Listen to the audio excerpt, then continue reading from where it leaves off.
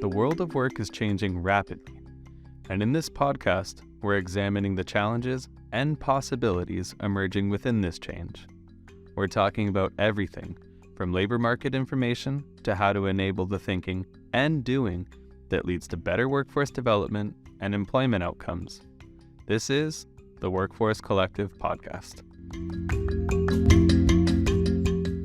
Welcome to the Workforce Collective podcast.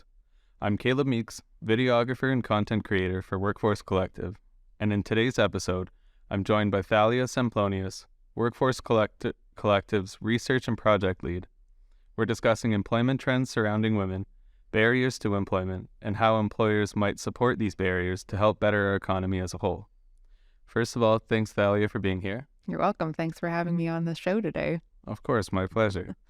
So let me start by asking, what are the employment trends surrounding women over the past year, and how do trends look now? Awesome. So I'll start with what we've been seeing over the past year.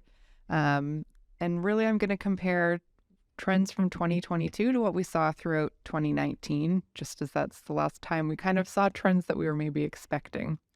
So throughout 2022, we saw that women actually had higher employment than they had in 2019, so pre-pandemic. This is a good indicator. One of the key factors we look at is the employment rate. So this is really the percent of women 15 years and older that are working right now. So this rate is higher now than what we saw throughout the whole year of 2019. And then if we look at trends more recently, we see that between December and February, overall, when we're looking at men and women's employment trends, there was a decrease. However, some cohorts of individuals actually saw employment increases. And one of the key cohorts that we saw this increase in was for women aged 25 to 54. Okay, that's very interesting. In regards to the decrease, what are some barriers to or in employment that might be causing this? Right. So the decrease we actually saw primarily for youth, but we can also consider, as you said, the barriers to and in employment for women. This is important to look at because we know women's participation in the labor force and their employment rates tend to be lower than men's. So this kind of lets us see what are some factors that support women both getting into work and then in the workplace. So I'll start out with some information that we know from the provincial level. Pending what data sources we look at, not everything we have provides local insights. But when we look at Ontario, we tend to see recently that women who are not in the labor force, the large majority of women that are not, working or actively looking for work, don't want to work or are not available to work. And this could be for a number of reasons. However, we see about 10% of women who aren't participating in the labor force that do want to. And the key barriers here, or the key factors that contribute to this, are because they have personal or family responsibilities. And we've seen this historically for many years. This is the primary reason they may not engage in the labor force. And then the second reason is illness. So they're not working because they're sick and are unable to. So that's some of the factors that contribute to why women may not be participating. Kind of those personal and family responsibilities, again, linking to things like childcare. Women may primarily do that work in the family. So that's kind of the barriers from getting into work. And then I think you asked about what are some barriers to employment or in employment as well. Yeah, in employment. All right. So here we do have some local insights. We recently conducted a survey in Niagara. We have about 154 individuals that responded to the survey. So it's not representative of the whole workforce in Niagara, but we do have some good insights from those who shared their experiences in the workplace.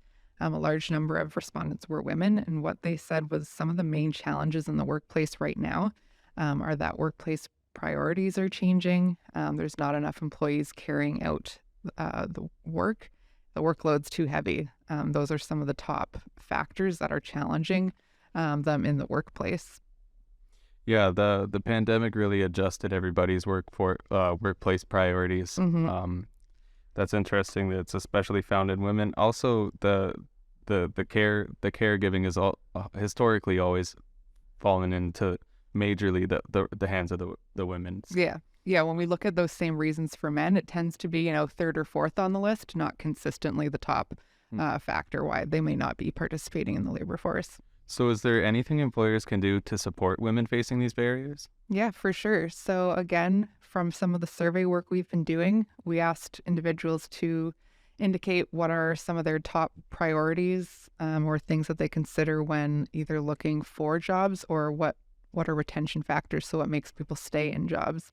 And what we saw was that women said their top priority was mental health and wellness, so employers offering support there, followed by an inclusive workplace, and then non-compensation benefits and flexible work were other factors. So diving into those, support for well-being, staff leadership training around mental health is important. When we're thinking of inclusive workplaces, this could be protective mechanisms. So discouraging disrespectful behavior or having ways to report inappropriate behavior, facilitating connection opportunities between all levels of staff was an important factor. And then non-compensation benefits and flex work, having vacation time above what you're mandated to provide individuals, giving health benefits and insurance, flexible work locations, so the ability to work from home or flex hours. So maybe not your standard 9 to 5 or 8 to 4 workday, but allowing employees to kind of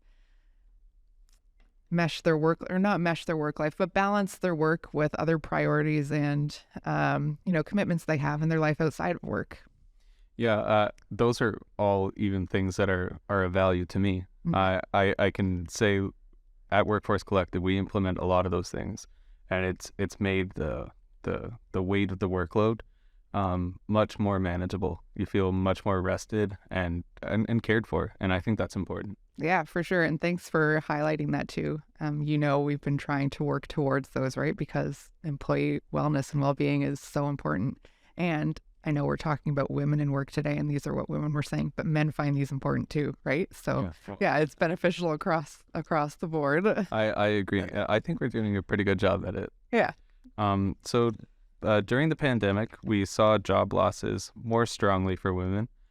What sectors of our economy are most affected by women not working? Yeah, so we see a lot of women's employment in healthcare and social assistance industries, and then within educational services. So those are actually categorized as the caring economy.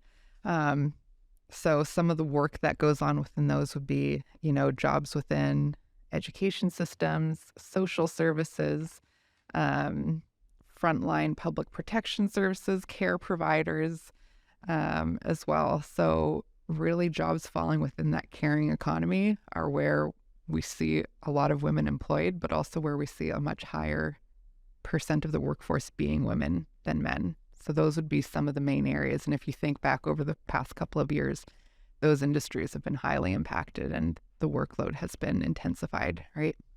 So the caring economy, that's essential infrastructure. Mm-hmm. So those are very, very important things to be affected. Yeah, definitely. And, we've published that recent briefing on childcare and what does that system look like, both nationally, provincially, and locally. And, next year we're going to dive into this further. So not just childcare and early learning, but those other pieces of the caring economy as well.